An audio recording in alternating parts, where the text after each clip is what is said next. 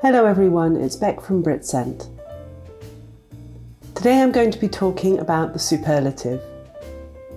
Students learn about the superlative at elementary level, and their teacher will tell them time and time again they must use the with the superlative.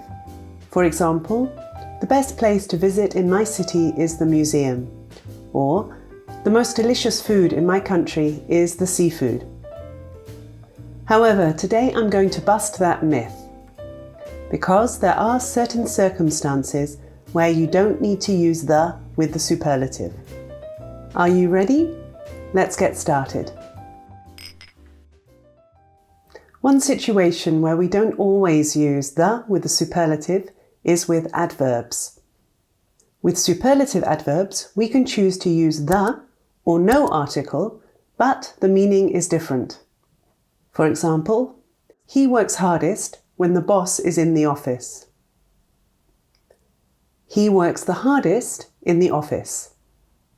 In the first example, we're talking about the time period where the person works the hardest.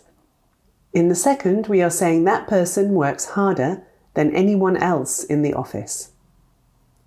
Similarly, I'm most productive early in the morning compared to I'm the most productive person in the office. The first one is comparing times of day and my performance. The second one is comparing my performance to other people's performances. Sometimes we can choose whether to add the or not.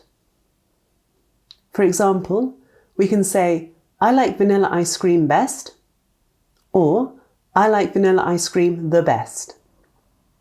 The meaning is the same. She speaks 6 languages confidently, but she speaks Spanish the most confidently, is the same as she speaks 6 languages confidently, but she speaks Spanish most confidently.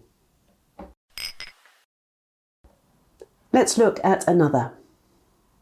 Strawberries taste best when they are fresh, compared to I think the strawberry flavour is the best.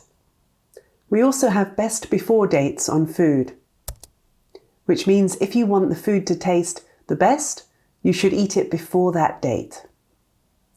We can also use best when we are giving advice. For example, I think it's best you go home. In that situation, maybe the person is sick, so we suggest that they should go home. We can use the word most to describe an extreme degree of something. For example, it was most unpleasant in the rain today. It was most exciting when I won the lottery.